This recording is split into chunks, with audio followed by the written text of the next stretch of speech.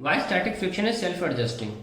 मैं बताया था आपको, दो बॉडीज हैं आपस में और इंटरलॉक्ड हैं, है ना।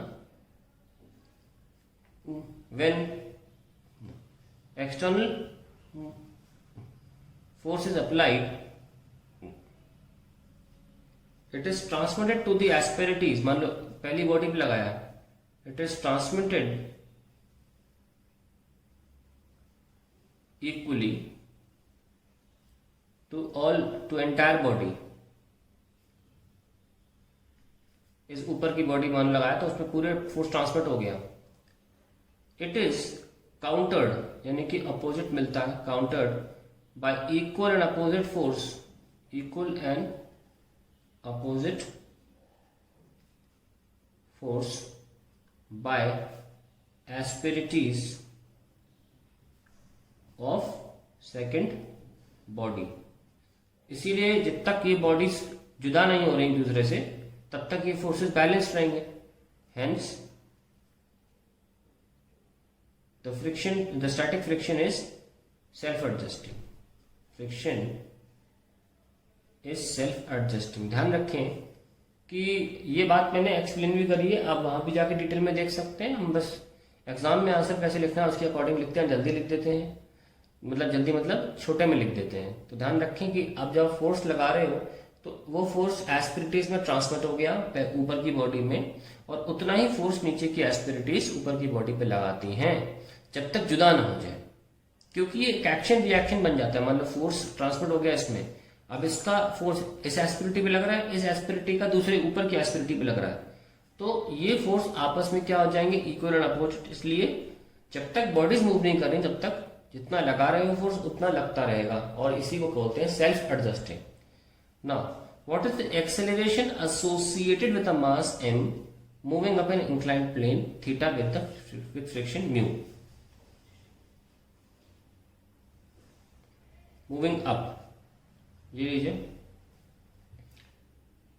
फ्रिक्शन भी ऊपर जा रहा है, तो देखो इसका नीचे जाने की टेंडेंसी तो क्या होगी, एम जी साइन थीटा होगी। ये क्या है एम जी, और ये क्या है एम जी कॉस थीटा, और ये क्या है नॉर्मल रिएक्शन।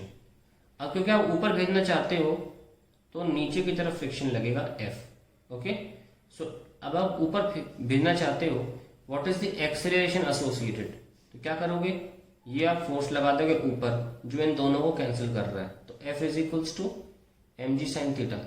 एफ क्या है एम जी साइन थीटा, और इसी दिशा में देखो फ्रिक्शन भी है, और तो कोई फोर्स नहीं है ना जो इसके बराबर हो, प्लस फ्रिक्शन। आपको ये भी कह सकता है सर आपके फोर्स इससे जो F लगाया वो ज्यादा भी तो हो सकता है इसके, बिल्कुल ज्यादा हो सकता है, ऐसे तो बहुत ज्यादा भी हो सकता है, पर हम लिमिटिंग कंडीशन लेकर चल रहे हैं, अभी जस्ट बराबर है। तो F is equals to M G sine theta plus mu R होता है ना, और आर की वैल्यू क्या है एम जी कॉस थीटा।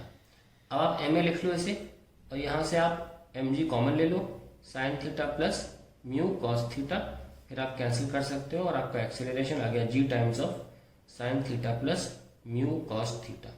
और यहाँ पे क्या करोगे, के लगा लेना, क्योंकि यहाँ पे काइनेटिक फ्रिक्शन लगेगा, हालांकि इन्हें दिया नहीं है, अंडरस्टूड है कि के लगाना चाहिए।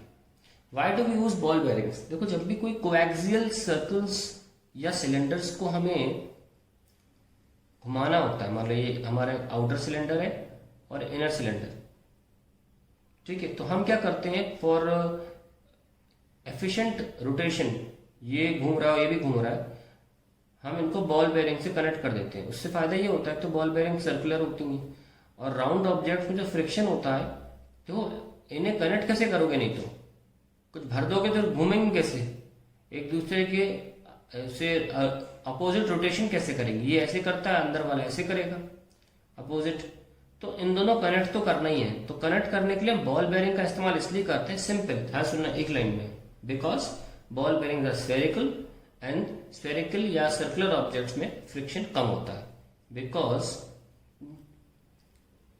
दे provide connected motion to the coaxial, connected motion मतलब दोनों का साथ में मोशन, connected motion to coaxial cylinders और सर्कुलर ऑब्जेक्ट्स।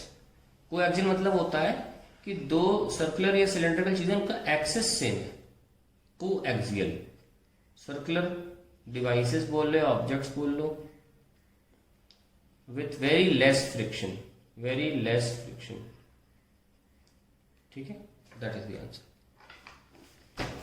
नो,